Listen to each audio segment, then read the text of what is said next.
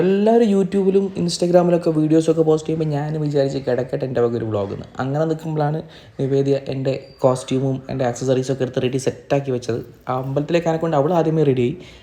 വലിയ ട്രിപ്പൊക്കെയാണെങ്കിൽ ഞാൻ ആദ്യമേ സെറ്റാവുമായിരുന്നു. പിന്നെ അടുത്തൊരു ഹെർക്യുലൻ ടാസ്ക് മുണ്ടെടുക്കലാണല്ലോ, അത് അങ്ങോട്ടൊക്കെ എങ്ങനെയൊക്കെ ഒരുവിധം വരിക്കിട്ടി ചിറ്റി ഒപ്പിച്ചു എന്ന് വിചാരിക്കുന്നു. ഇനി അടുത്ത പോക്ക് എങ്ങോട്ടെന്ന് വെച്ചാൽ നേരെ നമ്മൾ പോകുന്നത് ഹൈലൈറ്റ് മാളിൻ്റെ അടുത്തുള്ള ഭയങ്കാവ് എന്ന ക്ഷേത്രത്തിലേക്കാണ് പോകുന്നത്. ഇപ്പോൾ എന്നെ കാണാൻ എങ്ങനെയുണ്ട്? സെറ്റല്ലേ? പറക്കം തളികയിലുള്ള മണവാളിനെ പോലെ ഇല്ലേ? അപ്പോൾ നമുക്ക് അമ്പലത്തിൽ പോകാം. ഹോസ്റ്റലല്ല, നമ്മുടെ എൻ്റെ സ്വന്തം വണ്ടിയിൽ, എൻ്റെ സ്വന്തം ഹോണ്ട സിറ്റിയിൽ. ഈ വീഡിയോൻ്റെ സൗണ്ട് ബാക്ക്ഗ്രൗണ്ട് കേട്ടാൽ മനസ്സിലാക്കാൻ പറ്റും ഞാൻ എത്രത്തോളം സുന്ദരമായിട്ടുള്ള സ്ഥലത്താണ് താമസിക്കുന്നതെന്നും. അതിലുപരി കോഴിക്കോട് കോർപ്പറേഷൻ പരിധിക്കുള്ളിൽ തന്നെയാണ് ഈ സ്ഥലം എന്നുള്ളതാണ് അതിനെക്കാട്ടും ഏറ്റവും വലിയ കാര്യം. ചീവീടിൻ്റെ ശബ്ദവും അതേപോലെ കിളികളുടെ ശബ്ദമൊക്കെ ഒരു സൂപ്പർ എക്സ്പീരിയൻസ് ആണ് ഇവിടെ.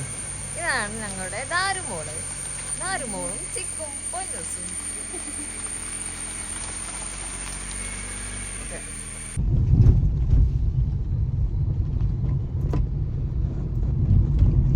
ഞങ്ങള് ഭയങ്കര പോവാ.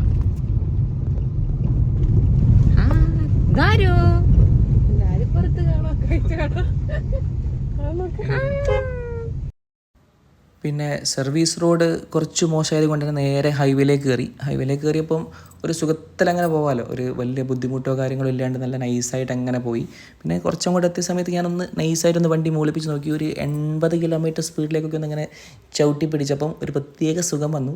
പിന്നെ ഒന്നും നോക്കിയില്ല, മെല്ലെ സൈഡാക്കി നൈസാക്കിയിട്ട് ലെഫ്റ്റിലേക്കൊന്ന് കൂട്ടി പിടിച്ചങ്ങോട്ട് താഴോട്ട് ഇറക്കിയപ്പോഴാണ് ഒരു സുന്ദരമായിട്ടുള്ള കാഴ്ച. രാവിലെ തന്നെ പാവങ്ങൾ പെട്ടിരിക്കുകയാണ്, രാവിലെ തന്നെ വണ്ടി ഉന്തി അടക്കുകയാണ്. എന്തോ പെട്രോൾ തീർന്നതോ എന്തോ അവസ്ഥയായിരിക്കും. പിന്നെ അവിടെ പിന്നിൽ പോയിട്ട് ഹോൺ അടിച്ചിട്ട് വെറുതെ എൻ്റെ പിതാവിനല്ല അവരെ സ്മരിക്കപ്പെടും എന്നുള്ളത് കൊണ്ട് ഞാൻ ഹോൺ അടിക്കാണ്ട് വളരെ മാന്യമായിട്ട് പോയി. നേരെ ഹൈലൈറ്റ് എത്തുന്ന തൊട്ട് മുമ്പ് റൈറ്റ് ടേൺ ഉണ്ട്. അവിടെ അങ്ങോട്ട് ടേൺ ചെയ്ത സമയത്ത് ഈ ഭയങ്കാവ് എന്നുള്ള ക്ഷേത്രത്തിൻ്റെ ബോർഡ് കാണാം. അവിടെ നേരെ ലെഫ്റ്റ് അങ്ങോട്ട് കയറ്റി കഴിഞ്ഞാൽ അമ്പലത്തിലേക്കുള്ള വഴി.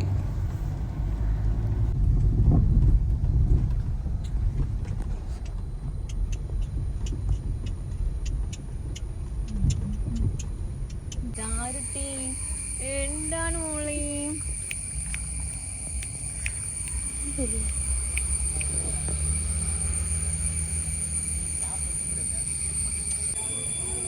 ഭയങ്കാവിലെത്തിയപ്പം ആദ്യം കണ്ടത് ക്ഷേത്ര ശ്രീകോവിലിന് മുമ്പിൽ ഒരു അടിപൊളി പൂക്കളാണ്. ഉറപ്പാണ് ഈ ഒരു പൂക്കൾ ഉണ്ടാക്കാൻ വേണ്ടിയിട്ട് ഏറ്റവും ചുരുങ്ങിയത് ഒരു 3 മണിക്കൂറെങ്കിലും ഭക്തരായിട്ടുള്ള ആളുകൾ മെനക്കെട്ടിട്ടുണ്ടാവും. ഭയങ്കാവിൻ്റെ ഈ ഒരു സീനിക് ബ്യൂട്ടി എത്ര വർണ്ണിച്ചാലും മതിയാവാത്ത അത്രത്തോളം ബ്യൂട്ടിഫുൾ ആയിട്ടുള്ളൊരു പ്ലേസാണിത്. അതുകൊണ്ട് തന്നെ ധാരാളം സേവ് ദ ഡേറ്റ് അല്ലെങ്കിൽ പോസ്റ്റ് വെഡ്ഡിങ് ഷൂട്ടുകൾ ഒക്കെ ഇവിടെ നടക്കാറുണ്ട്. ധാരാളം ഷൂട്ടുകൾ നടക്കുന്നൊരു പ്ലേസസാണ്. അതുകൊണ്ട് പലർക്കും നന്നായിട്ട് അറിയുന്ന സ്ഥലം കൂടിയാണ് ഈ ക്ഷേത്രം. കഴിഞ്ഞ വർഷത്തെ ഓണത്തിനാണ് ആദ്യമായിട്ട് ഞാൻ ഇവിടെ വരുന്നത്. ഈ വർഷവും ഇവിടേക്ക് വരാൻ ഞങ്ങളെ ഈ ഒരു സീനിക് ബ്യൂട്ടി തന്നെയാണ് ആകർഷിച്ചത്. അപ്പോൾ കഴിഞ്ഞ വർഷം വന്ന സമയത്ത് എനിക്ക് ഇവിടെയുള്ള ഒട്ടുമിക്ക ഉപദൈവങ്ങളെയും ഒക്കെ പ്രാർത്ഥിക്കാൻ സാധിച്ചു. എന്നാലും ഈ ഒരു ഭാഗം എനിക്ക് വിട്ടുപോയിരുന്നു. പ്രത്യേകിച്ച് ഈ ഒരു നാഗശാസ്ത്ര ചൈതന്യമുള്ള ഈ ഒരു ഭാഗം വിട്ടുപോയത് വലിയൊരു മോശമുള്ള കാര്യം തന്നെയാണെന്നറിയാം.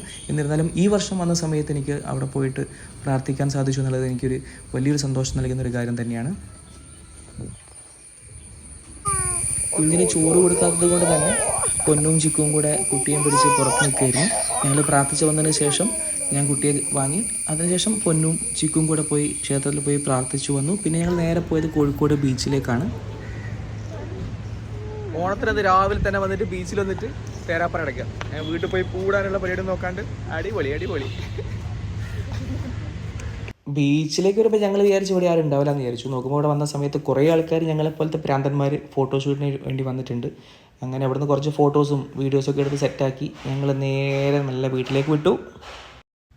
അമ്മ അടുക്കളപ്പണിയിൽ തിരക്കിലായതുകൊണ്ട് തന്നെ ഈ പൂക്കളമിടൽ പരിപാടി 2 മരുമക്കളെ ഏൽപ്പിച്ചു. അതുകൊണ്ട് തന്നെ നിവേദിയും അതിനും കൂടെ വളരെ നൈസാക്കിയുള്ള നല്ല അടിപൊളി വലിയൊരു പൂക്കളം തന്നെ സെറ്റാക്കി. ഇവരിങ്ങനെ പൂവിടുന്ന് ഞാൻ ഒരിക്കലും പ്രതീക്ഷിച്ചിട്ടുണ്ടായിരുന്നില്ല.